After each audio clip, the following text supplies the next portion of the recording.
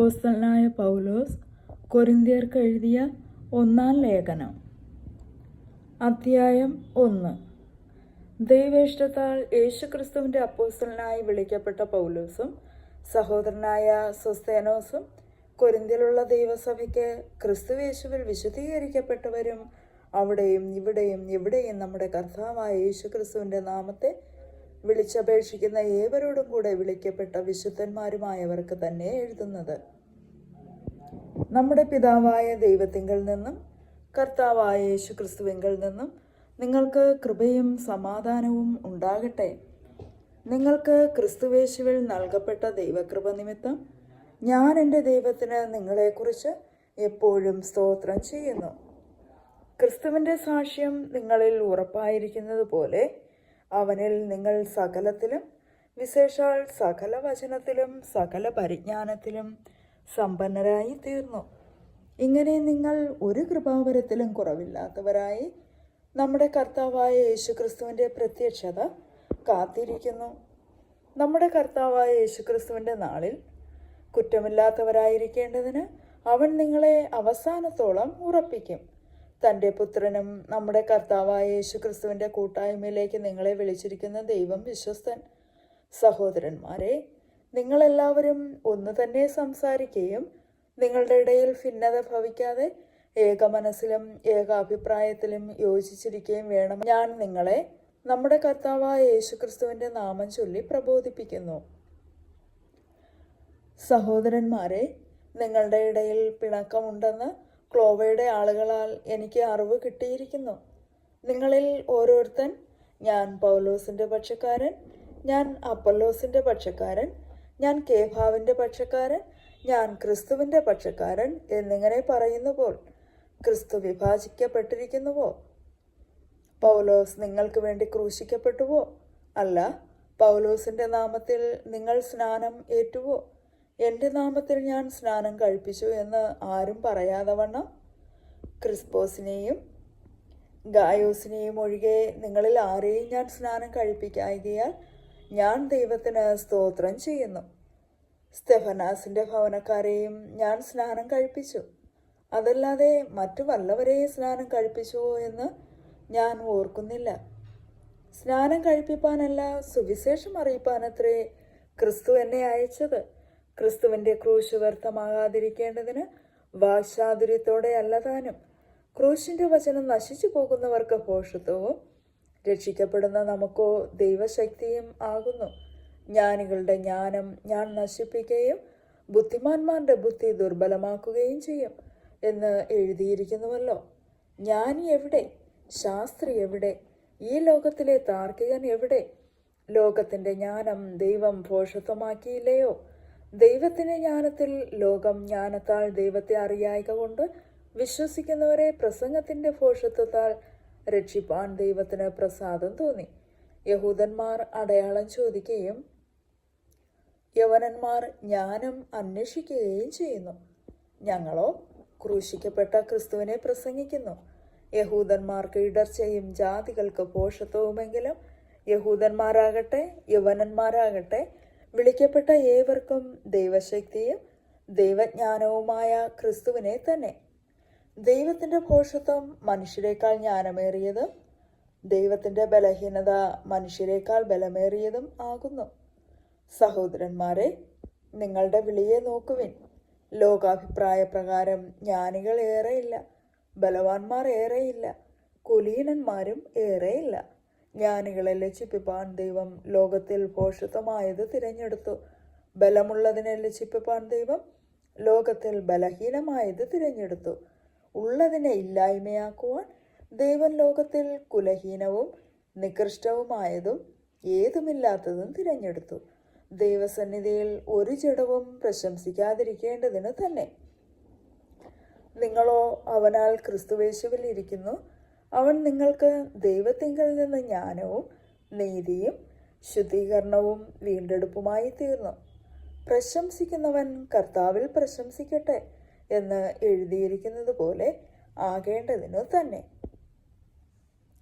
അധ്യായം 2. ഞാനും സഹോദരന്മാരെ നിങ്ങളുടെ അടുക്കൽ വന്നപ്പോൾ വചനത്തിൻ്റെയോ ജ്ഞാനത്തിൻ്റെയോ വൈഭവം കൂടാതെ അത്രേ ദൈവത്തിൻ്റെ സാക്ഷ്യം നിങ്ങളോട് പ്രസ്താവിപ്പാൻ വന്നത്. ക്രൂശിക്കപ്പെട്ടവനായ യേശുക്രിസ്തുവിനെ അല്ലാതെ മറ്റൊന്നും അറിയാത്തവനായി നിങ്ങളുടെ ഇടയിൽ ഇരിക്കണമെന്ന് ഞാൻ നിർണയിച്ചു. ഞാൻ ബലഹീനതയോടും ഭയത്തോടും വളരെ നടുക്കത്തോടും കൂടെ നിങ്ങളുടെ ഇടയിലിരുന്നു. നിങ്ങളുടെ വിശ്വാസത്തിന് മനുഷ്യരുടെ ജ്ഞാനമല്ല, ദൈവത്തിൻ്റെ ശക്തി തന്നെ ആധാരമായിരിക്കേണ്ടതിന് എൻ്റെ വചനവും എൻ്റെ പ്രസംഗവും ജ്ഞാനത്തിൻ്റെ വശീകരണ വാക്കുകളാലല്ല, ആത്മാവിൻ്റെയും ശക്തിയുടെയും പ്രദർശനത്താലത്രേ ആയിരുന്നത്. എന്നാൽ തികഞ്ഞവരുടെ ഇടയിൽ ഞങ്ങൾ ജ്ഞാനം സംസാരിക്കുന്നു, ഈ ലോകത്തിൻ്റെ ജ്ഞാനമല്ല, നശിച്ചു പോകുന്നവരായ ഈ ലോകത്തിൻ്റെ പ്രഭുക്കന്മാരുടെ ജ്ഞാനവുമല്ല.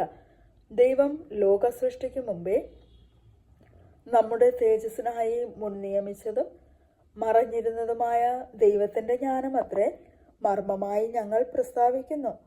അത് ഈ ലോകത്തിൻ്റെ പ്രഭുക്കന്മാർ ആരും അറിഞ്ഞില്ല. അറിഞ്ഞിരുന്നുവെങ്കിൽ അവർ തേജസ്സിൻ്റെ കർത്താവിനെ ക്രൂശിക്കുകയില്ലായിരുന്നു. ദൈവം തന്നെ സ്നേഹിക്കുന്നവർക്ക് ഒരുക്കിയിട്ടുള്ളത് കണ്ണു കണ്ടിട്ടില്ല, ചെവി കേട്ടിട്ടില്ല, ഒരു മനുഷ്യൻ്റെ ഹൃദയത്തിൽ തോന്നിയിട്ടുമില്ല എന്ന് എഴുതിയിരിക്കുന്നത് പോലെ തന്നെ നമുക്കു ദൈവം തൻ്റെ ആത്മാവിനാൽ വെളിപ്പെടുത്തിയിരിക്കുന്നു. ആത്മാവ് സകലത്തെയും ദൈവത്തിൻ്റെ ആഴങ്ങളെയും ആരായുന്നു. മനുഷ്യനിലുള്ളത് അവനിലെ മാനുഷ്യാത്മാവല്ലാതെ മനുഷ്യരിൽ ആർ അറിയും? അവണ്ണം തന്നെ ദൈവത്തിലുള്ളത് ദൈവാത്മാവല്ലാതെ ആരും ഗ്രഹിച്ചിട്ടില്ല. നാമോ ലോകത്തിൻ്റെ ആത്മാവിനെയല്ല, ദൈവം നമുക്ക് നൽകിയത് അറിവാനായി ദൈവത്തിൽ നിന്നുള്ള ആത്മാവിനെ അത്രേ പ്രാപിച്ചത്.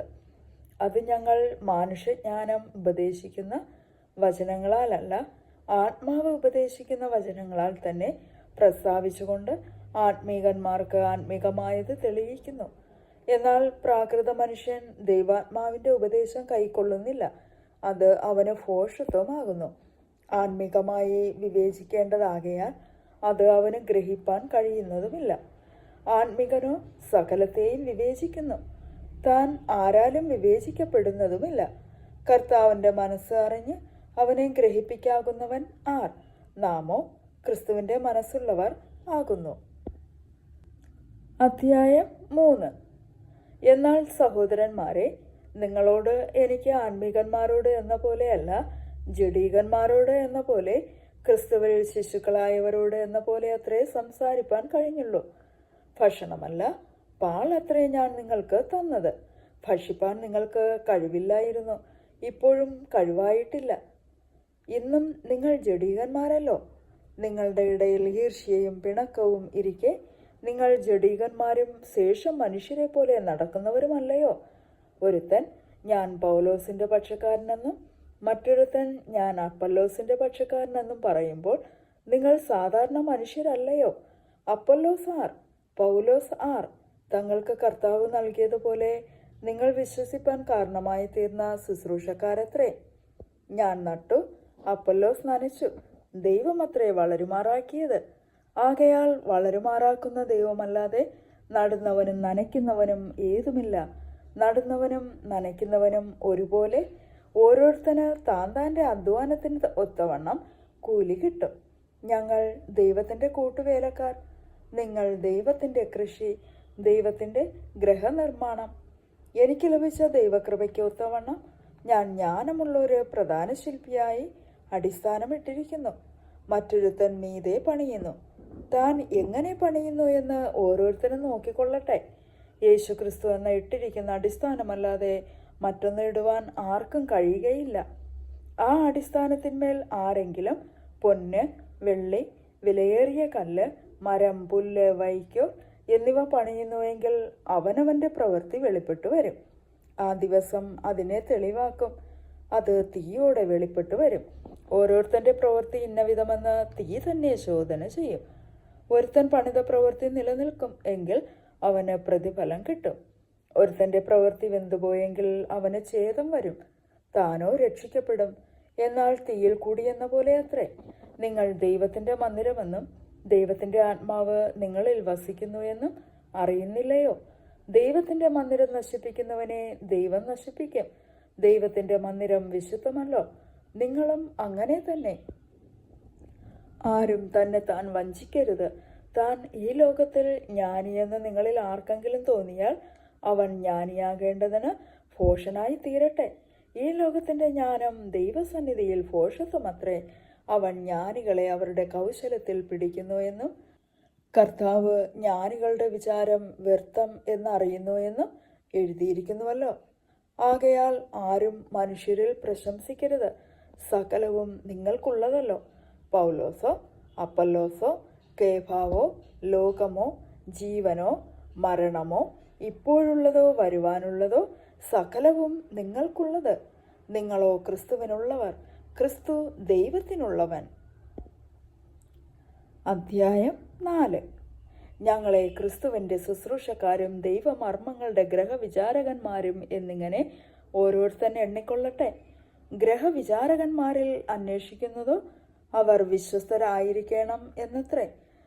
നിങ്ങളോ മനുഷ്യർ കഴിക്കുന്ന വല്ല വിസ്താരത്തിലോ എന്നെ വിധിക്കുന്നത് എനിക്ക് എത്രയും ലഘുകാര്യം. ഞാൻ എന്നെ തന്നെ വിധിക്കുന്നതുമില്ല. എനിക്ക് യാതൊരു കുറ്റത്തെക്കുറിച്ചും ബോധമില്ലെങ്കിലും അതിനാൽ ഞാൻ നീതിമാനെന്ന് വരികയില്ല. എന്നെ വിധിക്കുന്നത് കർത്താവ് ആകുന്നു. ആകയാൽ കർത്താവ് വരുവോളം സമയത്തിനു മുമ്പേ ഒന്നും വിധിക്കരുത്. അവൻ ഇരുട്ടിൽ മറഞ്ഞിരിക്കുന്നത് വെളിച്ചത്താക്കി ഹൃദയങ്ങളുടെ ആലോചനകളെ വെളിപ്പെടുത്തും. അന്ന് ഓരോരുത്തന് ദൈവത്തിങ്കൽ നിന്ന് പുകഴ്ചയുണ്ടാകും. സഹോദരന്മാരെ, ഇത് ഞാൻ നിങ്ങൾ നിമിത്തം എന്നെയും അപ്പല്ലോസിനെയും ഉദ്ദേശിച്ച് പറഞ്ഞിരിക്കുന്നു. എഴുതിയിരിക്കുന്നതിന് അപ്പുറം ഭാവിക്കാതിരിപ്പാൻ ഞങ്ങളുടെ ദൃഷ്ടാന്തം കണ്ടു പഠിക്കേണ്ടതിനും ആരും ഒരുത്തന് അനുകൂലമായും മറ്റൊരുവന് പ്രതികൂലമായും ചീർത്തു പോകാതിരിക്കേണ്ടതിനും തന്നെ. നിന്നെ വിശേഷിപ്പിക്കുന്നത് ആർ? ലഭിച്ചതല്ലാതെ നിനക്കെന്തുള്ളൂ? ലഭിച്ചതെങ്കിലോ ലഭിച്ചതല്ല എന്ന പോലെ പ്രശംസിക്കുന്നത് എന്ത്? ഇത്ര ക്ഷണത്തിൽ നിങ്ങൾ തൃപ്തന്മാരായി, ഇത്ര ക്ഷണത്തിൽ നിങ്ങൾ സമ്പന്നന്മാരായി, ഞങ്ങളെ കൂടാതെ വാഴുന്നവരായി. അയ്യോ, നിങ്ങളോടുകൂടെ ഞങ്ങളും വാഴേണ്ടതിന് നിങ്ങൾ വാണുവെങ്കിൽ കൊള്ളായിരുന്നു. ഞങ്ങൾ ലോകത്തിന് ദൂതന്മാർക്കും മനുഷ്യർക്കും തന്നെ കൂത്തുകാഴ്ചയായി തീർന്നിരിക്കയാൽ ദൈവം അപ്പോസ്തലന്മാരായ ഞങ്ങളെ ഒടുക്കത്തവരായ മരണവിധിയിൽ ഉൾപ്പെട്ടവരെ പോലെ നിർത്തിയെന്ന് എനിക്ക് തോന്നുന്നു. ഞങ്ങൾ ക്രിസ്തു നിമിത്തം ഭോഷന്മാർ, നിങ്ങൾ ക്രിസ്തുവിൽ വിവേകികൾ. ഞങ്ങൾ ബലഹീനർ, നിങ്ങൾ ബലവാന്മാർ. നിങ്ങൾ മഹത്തുക്കൾ, ഞങ്ങൾ മാനഹീനർ അത്രേ. ഈ നാഴിക വരെ ഞങ്ങൾ വിശന്നും ദാഹിച്ചും ഉടുപ്പാനില്ലാതെയും കുത്തുകൊണ്ടും സ്ഥിരവാസം കൂടാതെയും ഇരിക്കുന്നു. സ്വന്തം കൈയാൽ വേല ചെയ്ത് അധ്വാനിക്കുന്നു. ശകാരം കേട്ടിട്ട് ആശീർവദിക്കുന്നു. ഉപദ്രവമേറ്റിട്ട് സഹിക്കുന്നു. ദൂഷണം കേട്ടിട്ട് നല്ല വാക്ക് പറയുന്നു. ഞങ്ങൾ ലോകത്തിന്റെ ചവറുപോലെയും ഇന്ന് വരെ സകലത്തിൻ്റെയും അഴുക്കായും തീർന്നിരിക്കുന്നു. നിങ്ങളെ നാണിപ്പിപ്പാനല്ല, എൻ്റെ പ്രിയ മക്കളോട് എന്ന പോലെ ബുദ്ധി പറഞ്ഞുകൊണ്ട് ഇത് എഴുതുന്നു. നിങ്ങൾക്ക് ക്രിസ്തുവിൽ 10,000 ഗുരുക്കന്മാരുണ്ടെങ്കിലും പിതാക്കന്മാർ ഏറെയില്ല. ക്രിസ്തുവേശുവിൽ ഞാനല്ലോ നിങ്ങളെ സുവിശേഷത്താൽ ജനിപ്പിച്ചത്. ആകയാൽ എൻ്റെ അനുകാരികളാകുവിൻ എന്ന് ഞാൻ നിങ്ങളെ പ്രബോധിപ്പിക്കുന്നു. ഇത് നിമിത്തം കർത്താവിൽ വിശ്വസ്തനും എൻ്റെ പ്രിയ മകനുമായ തീമത്തിയോസിനെ നിങ്ങളുടെ അടുക്കൽ അയച്ചിരിക്കുന്നു. ഞാൻ എങ്ങും ഏത് സഭയിലും ഉപദേശിക്കുന്നത് പോലെ ക്രിസ്തുവിലുള്ള എൻ്റെ വഴികൾ അവൻ നിങ്ങളെ ഓർപ്പിക്കും. എങ്കിലും ഞാൻ നിങ്ങളുടെ അടുക്കൽ വരികയില്ല എന്ന് വെച്ച് ചിലർ ചീർത്തിരിക്കുന്നു. കർത്താവിന് ഇഷ്ടമെങ്കിൽ ഞാൻ വേഗം നിങ്ങളുടെ അടുക്കൽ വന്ന് ചീർത്തിരിക്കുന്നവരുടെ വാക്കല്ല, ശക്തി തന്നെ കണ്ടറിയും. ദൈവരാജ്യം വചനത്തിലല്ല, ശക്തിയിലത്രേ ആകുന്നു. നിങ്ങൾക്ക് ഏത് വേണം? ഞാൻ വടിയോടുകൂടെയോ സ്നാനത്തിലും സൗമ്യാത്മാവിലുമോ നിങ്ങളുടെ അടുക്കൽ വരേണ്ടത്? അധ്യായം 5. നിങ്ങളുടെ ഇടയിൽ ദുർനടപ്പ് ഉണ്ടെന്ന് കേൾക്കുന്നു. ഒരുത്തൻ തൻ്റെ അപ്പൻ്റെ ഭാര്യയെ വെച്ചുകൊള്ളുന്നുപോൽ അത് ജാതികളിൽ പോലുമില്ലാത്ത ദുർനടപ്പ് തന്നെ. എന്നിട്ട് നിങ്ങൾ ചീർത്തിരിക്കുന്നു. ഈ ദുഷ്കർമ്മം ചെയ്തവനെ നിങ്ങളുടെ ഇടയിൽ നിന്ന് നീക്കുവാൻ തക്കവണ്ണം നിങ്ങൾ ദുഃഖിച്ചിട്ടുമില്ല. ഞാനോ ശരീരം കൊണ്ട് ദൂരസ്ഥനെങ്കിലും ആത്മാവ് കൊണ്ട് കൂടെയുള്ളവനായി നിങ്ങളുടെ മധ്യേ ഇരിക്കുന്നവനായി തന്നെ ഈ ദുഷ്കർമ്മം ചെയ്തവനെക്കുറിച്ച് നിങ്ങളും എൻ്റെ ആത്മാവും നമ്മുടെ കർത്താവായ യേശുവിൻ്റെ ശക്തിയോടെ ഒന്നിച്ചു കൂടിയിട്ട് നമ്മുടെ കർത്താവായ യേശുവിൻ്റെ നാമത്തിൽ അവനെ ആത്മാവ് കർത്താവായ യേശുവിൻ്റെ നാളിൽ രക്ഷിക്കപ്പെടേണ്ടതിന് ജഡസംഹാരത്തിനായി സാത്താനെ ഏൽപ്പിക്കണമെന്ന് വിധിച്ചിരിക്കുന്നു. നിങ്ങളുടെ പ്രശംസ നന്നല്ല. അസാരം പുളിമാവ് പിണ്ടത്തെ മുഴുവനും പുളിപ്പിക്കുന്നു എന്ന് അറിയുന്നില്ലയോ? നിങ്ങൾ പുളിപ്പില്ലാത്തവരായിരിക്കാൻ തക്കവണ്ണം പുതിയ പിണ്ടമാകേണ്ടതിന് പഴയ പുളിമാവിനെ നീക്കിക്കളവിൻ. നമ്മുടെ പെസഹ കുഞ്ഞാടും അറുക്കപ്പെട്ടിരിക്കുന്നു, ക്രിസ്തു തന്നെ. ആകയാൽ നാം പഴയ പുളിമാവ് കൊണ്ടല്ല, തിന്മയും ദുഷ്ടതയുമായ പുളിമാവ് കൊണ്ടുമല്ല, സ്വച്ഛതയും സത്യവുമായ പുളിപ്പില്ലായ്മ കൊണ്ട് തന്നെ ഉത്സവം ആചരിക്കാം. ദുർനടപ്പുകാരോട് സംസർഗം അരുത് എന്ന് ഞാൻ എൻ്റെ ലേഖനത്തിൽ നിങ്ങൾക്ക് എഴുതിയിട്ടുണ്ടല്ലോ. അത് ഈ ലോകത്തിലെ ദുർനടപ്പുകാരോടോ, അത്യാഗ്രഹികളോടോ, പിടിച്ചുപറിക്കാരോടോ, വിഗ്രഹാരാധികളോടോ അരുത് എന്നല്ലല്ലോ. അങ്ങനെയെങ്കിൽ നിങ്ങൾ ലോകം വിട്ടു പോകേണ്ടി വരും. എന്നാൽ സഹോദരൻ എന്ന് പേർപ്പെട്ട ഒരുവൻ ദുർനടപ്പുകാരനോ, അത്യാഗ്രഹിയോ, വിഗ്രഹാരാധിയോ, വാവിഷ്ഠാനക്കാരനോ, മദ്യപാനോ, പിടിച്ചുപറിക്കാരനോ ആകുന്നുവെങ്കിൽ അവനോട് സംസർഗം അരുത്. അങ്ങനെയുള്ളവനോട് കൂടെ ഭക്ഷണം കഴിക്ക പോലും അരുത് എന്നത്രേ ഞാൻ നിങ്ങൾക്ക് എഴുതിയത്. പുറത്തുള്ളവരെ വിധിപ്പാൻ എനിക്ക് എന്ത് കാര്യം? നിങ്ങൾ അകത്തുള്ളവരെ അല്ലയോ വിധിക്കുന്നത്? പുറത്തുള്ളവരെ ദൈവം വിധിക്കുന്നു. ആ ദുഷ്ടനെ നിങ്ങളുടെ ഇടയിൽ നിന്ന് നീക്കിക്കളവിൻ. അധ്യായം 6. നിങ്ങളിൽ ഒരുത്തന് മറ്റൊരുത്തനോട് ഒരു കാര്യമുണ്ടെങ്കിൽ വിശുദ്ധന്മാരുടെ മുമ്പാകെയല്ല, അഭക്തന്മാരുടെ മുമ്പിൽ വ്യവഹാരത്തിന് പോകുവാൻ തുനിയുന്നുവോ? വിശുദ്ധന്മാർ ലോകത്തെ വിധിക്കുമെന്ന് അറിയുന്നില്ലയോ? ലോകത്തെ നിങ്ങൾ വിധിക്കുമെങ്കിൽ ഏറ്റവും ചെറിയ സംഗതികളെ വിധിപ്പാൻ നിങ്ങൾ അയോഗ്യരോ? നാം ദൂതന്മാരെ വിധിക്കുമെന്ന് നിങ്ങൾ അറിയുന്നില്ലയോ? ഐഹിക കാര്യങ്ങളെ എത്രയധികം! എന്നാൽ നിങ്ങൾക്ക് ഐഹിക കാര്യങ്ങളെക്കുറിച്ച് വ്യവഹാരമുണ്ടെങ്കിൽ വിധിപ്പാൻ സഭ ഗണ്യമാക്കാത്തവരെ ഇരുത്തുന്നുവോ? നിങ്ങൾക്ക് ലജ്ജയ്ക്കായി ഞാൻ ചോദിക്കുന്നു. ഇങ്ങനെ സഹോദരന്മാർക്ക് മധ്യേ കാര്യം തീർപ്പാൻ പ്രാപ്തിയുള്ള ഒരു ജ്ഞാനിയും നിങ്ങളുടെ ഇടയിലില്ലയോ? അല്ല, സഹോദരൻ സഹോദരനോട് വ്യവഹരിക്കുന്നു, അതും അവിശ്വാസികളുടെ മുമ്പിൽ തന്നെ.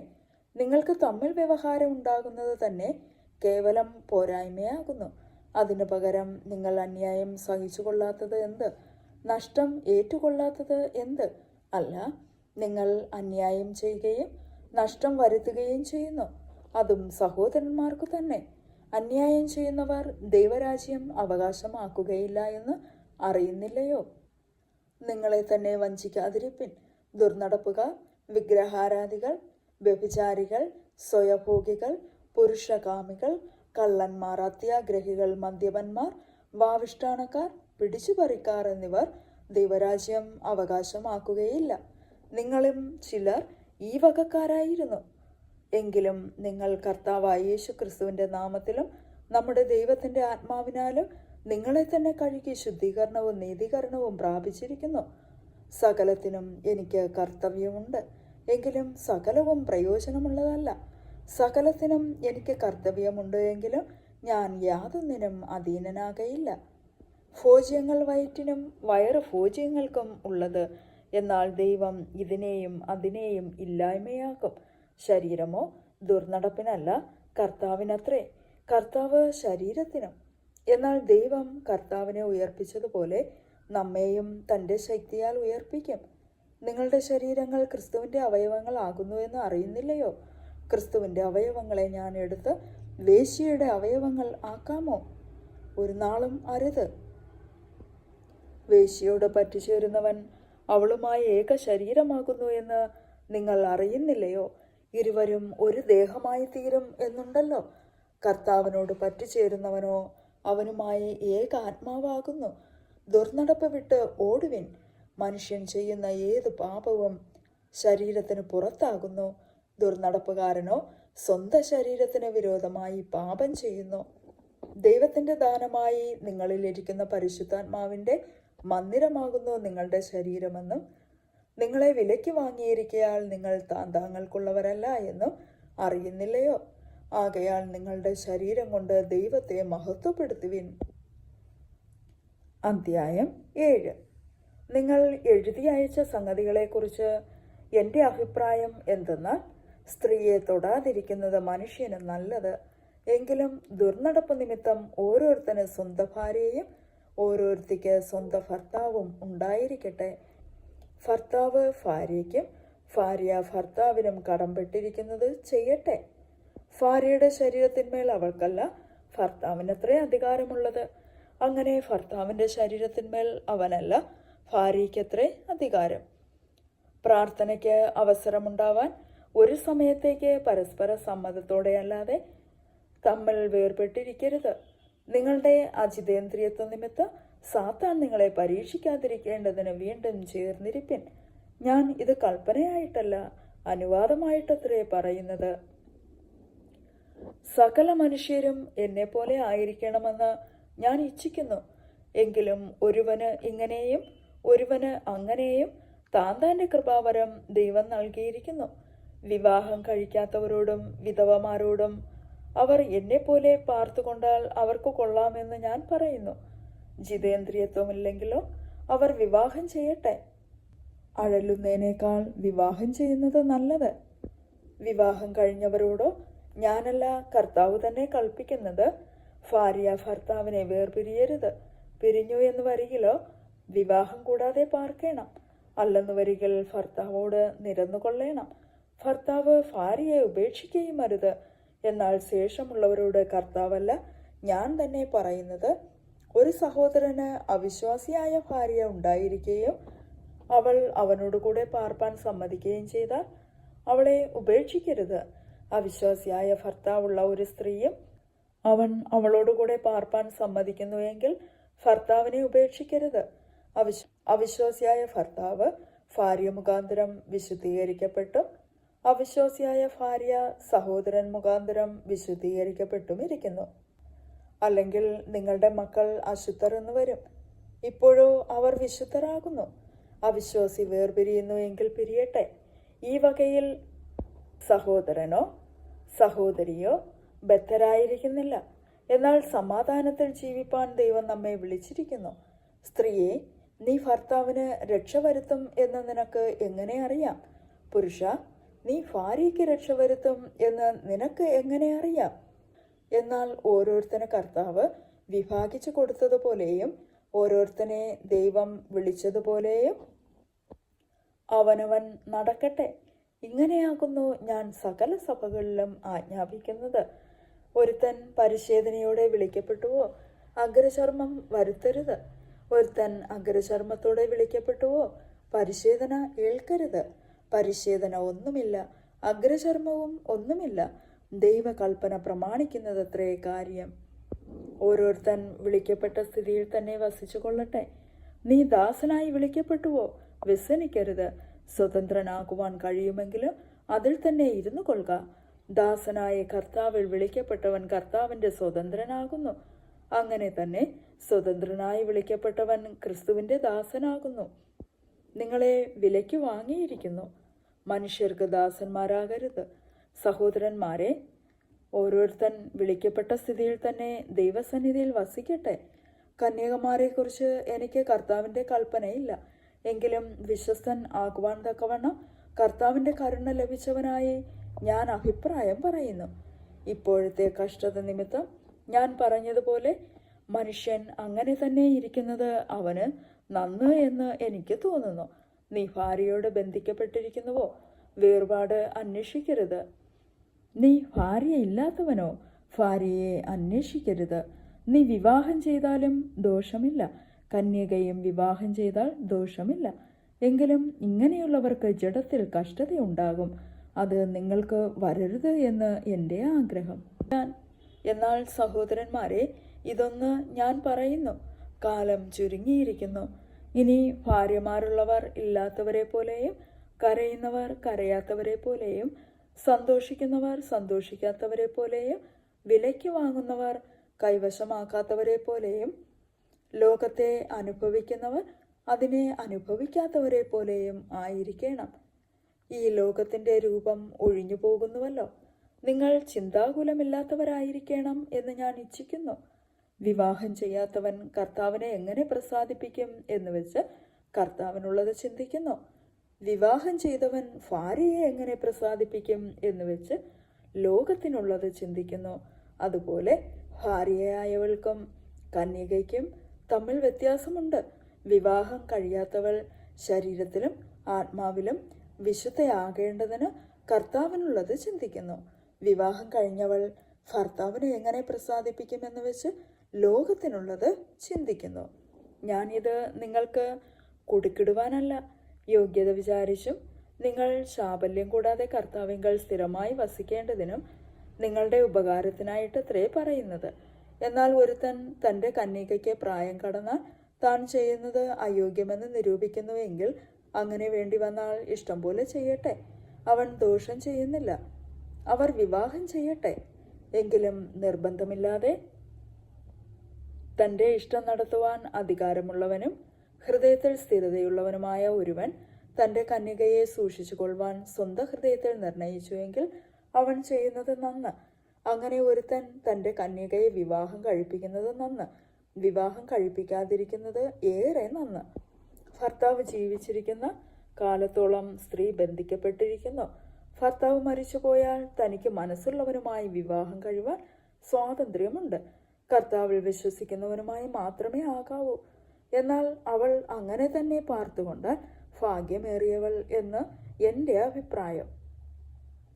ദൈവാത്മാവ് എനിക്കും ഉണ്ട് എന്ന് തോന്നുന്നു. അധ്യായം 8. വിഗ്രഹാർപ്പിതങ്ങളുടെ കാര്യം പറഞ്ഞാലോ, നമുക്കെല്ലാവർക്കും അറിവ് ഉണ്ട് എന്ന് നമുക്ക് അറിയാം. അറിവ് ചീർപ്പിക്കുന്നു, സ്നേഹമോ ആത്മീക വർധന വരുത്തുന്നു.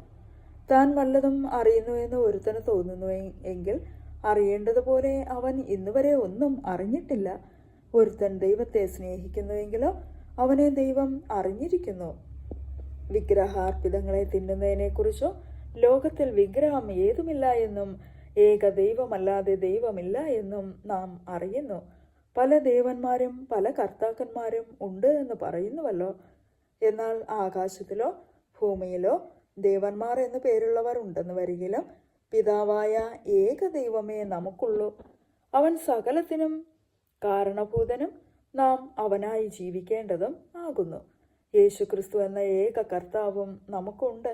അവൻ മുഖാന്തരം സകലവും അവൻ മുഖാന്തരം നാമം ആകുന്നു. എന്നാൽ എല്ലാവരിലും ഈ അറിവില്ല. ചിലർ ഇന്ന് വരെ വിഗ്രഹ പരിചയ ഹേതുവായി വിഗ്രഹാർപ്പിതം എന്ന് വെച്ച് തിന്നുന്നു. അവരുടെ മനസാക്ഷി ബലഹീനമാകയാൽ മലിനമായി തീരുന്നു. എന്നാൽ ആഹാരം നമ്മെ ദൈവത്തോട് അടുപ്പിക്കുന്നില്ല. തിന്നാഞ്ഞാൽ നമുക്ക് നഷ്ടമില്ല, തിന്നാൽ ആദായവുമില്ല.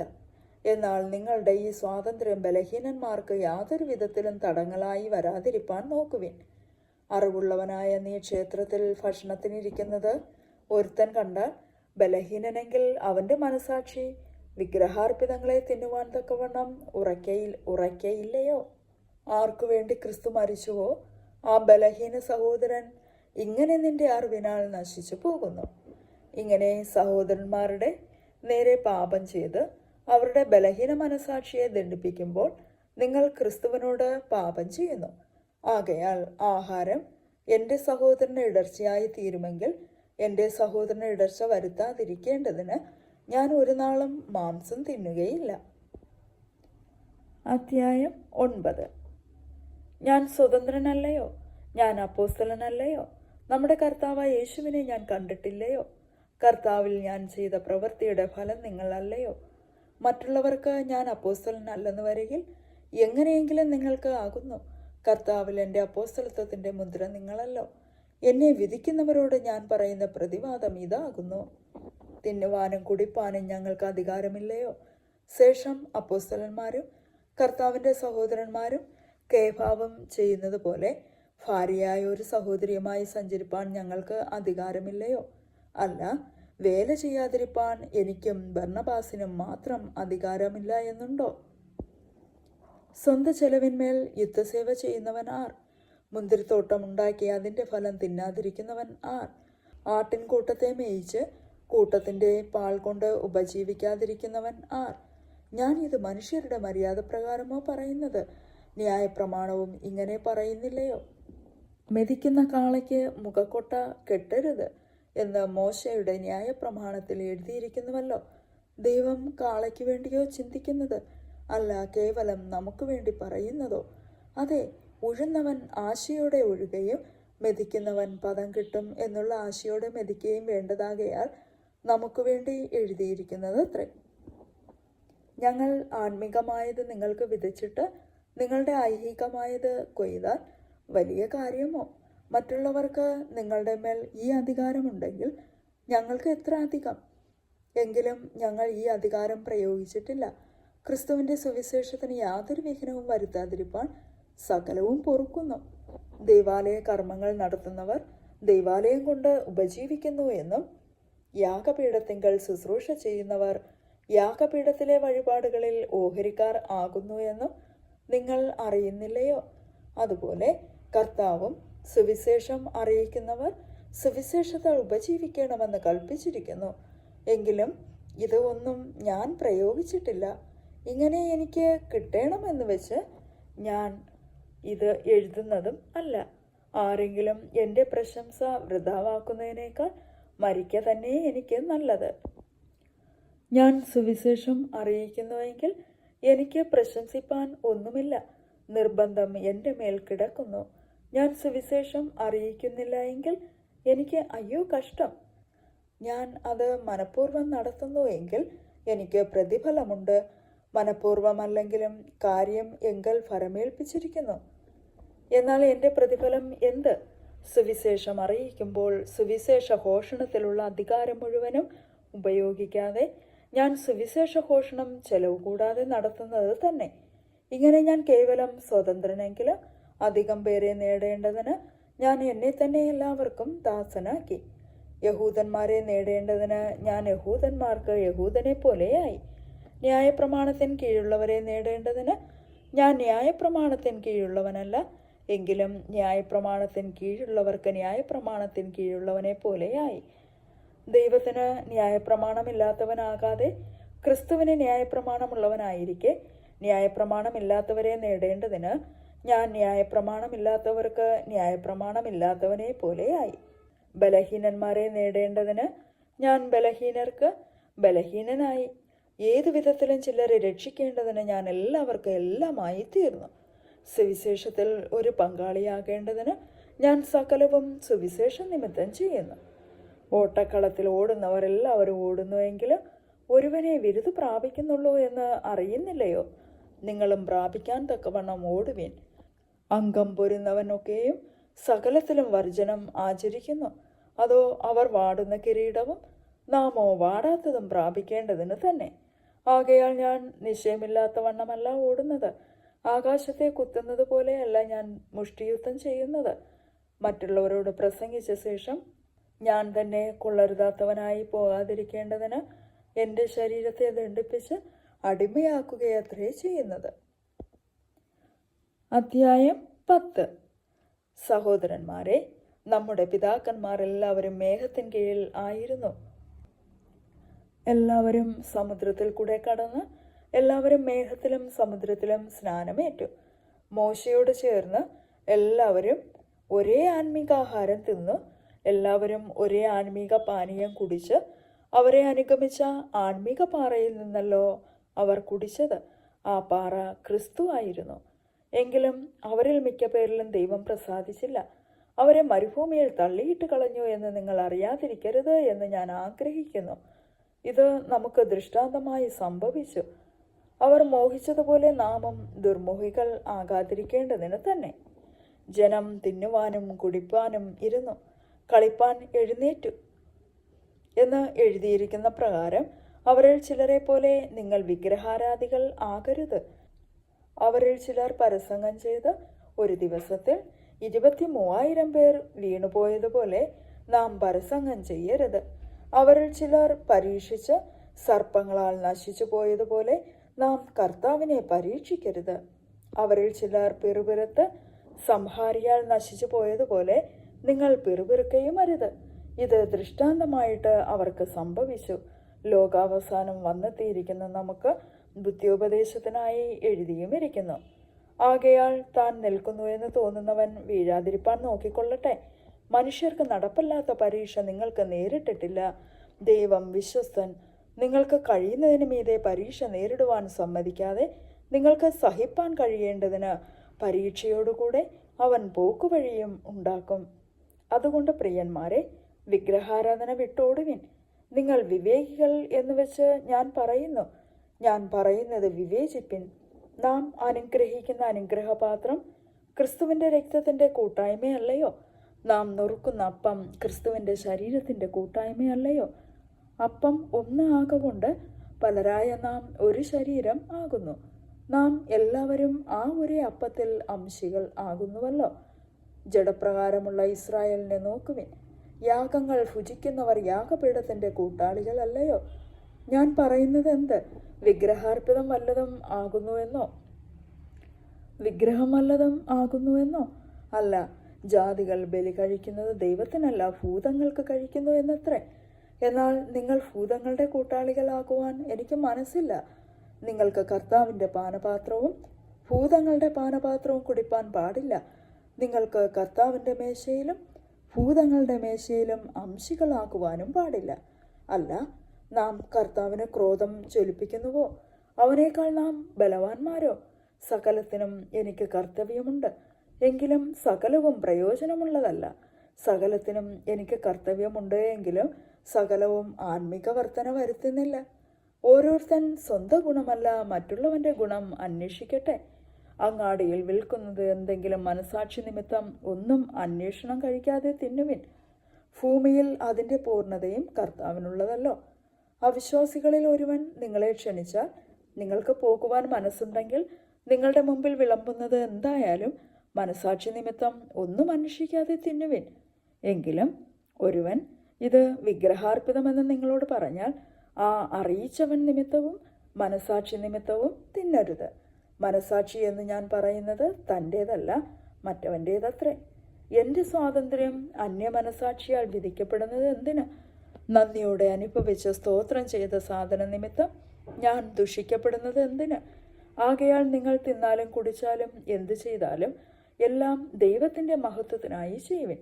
യഹൂദന്മാർക്കും യവനന്മാർക്കും ദൈവസഭയ്ക്കും ഇടർച്ചയില്ലാത്തവരാകുവിൻ. ഞാനും എൻ്റെ ഗുണമല്ല, പലർ രക്ഷിക്കപ്പെടേണ്ടതിന് അവരുടെ ഗുണം തന്നെ അന്വേഷിച്ചുകൊണ്ട് എല്ലാവരെയും എല്ലാം കൊണ്ടും പ്രസാദിപ്പിക്കുന്നുവല്ലോ. ആമേൻ.